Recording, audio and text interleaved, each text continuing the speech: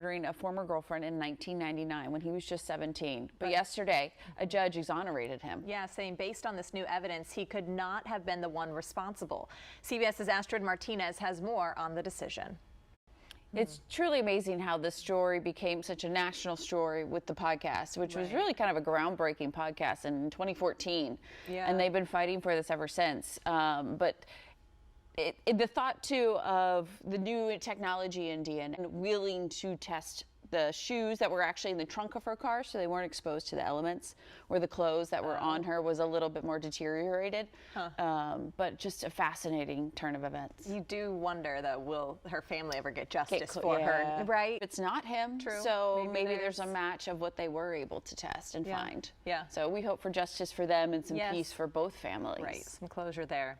Okay, meanwhile, I realized they were spam. Bots or spam. Yep, so they had to eliminate all of them. The Fat Bear contest would have No. cheating scandal. It's just fascinating to see them kind of grow over time. I mean, okay, go to explore.org. It's amazing. I was on she's been on a Fat Bear rabbit hole. They're so tiny, and then they like double their size. It looked like they doubled their size. It was crazy how much weight they put on. Stay that I saw on the calendar that you could book tickets, but they're just over $30. I actually thought it might cost more to go up to the top. That's not too bad. Is it stairs? Have you ever done it? No, I've never done it. You can come from either New York or New Jersey. There were options to get out that to take a boat out.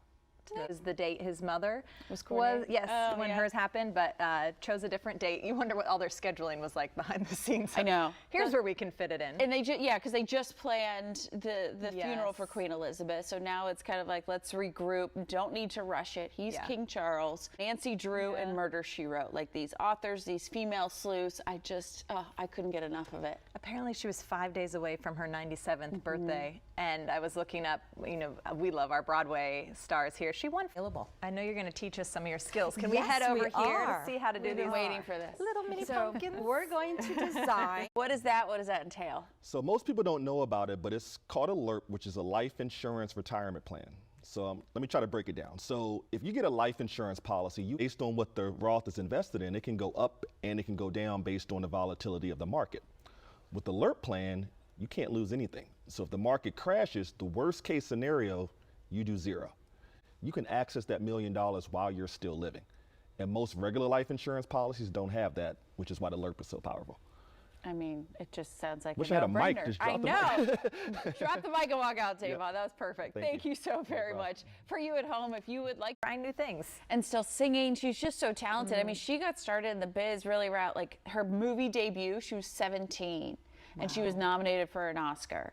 And then you see all the tributes pouring in. And it's just how kind and selfless and just sweet she was. And I think a lot of what we saw on screen is how she really was. Right. I picture forced to look at. I would be curious for him and Matthew McConaughey as they went through the election process, right, and campaigning, how that approval rating might change, right? We all love them from the movies and we know them as Hollywood stars. I wonder how that would be different. But I understand him saying, I'm a dad. It may be down the road, right? He didn't write it off, but now's not the time. His girls are young. They're very young. Enjoy being a daddy. Yeah.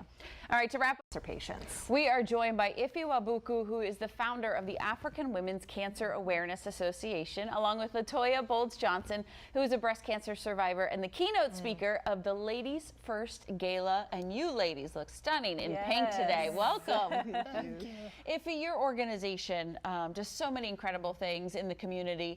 Who are you? Big day for you as well. What is this going to do? Oh, well, it's just we need to raise more awareness, but we also need to put into help them get the cancer screenings that they need. Are you seeing it get better in the community, or is it still a struggle? It's definitely still a struggle. It's definitely still a struggle. I was diagnosed late stage.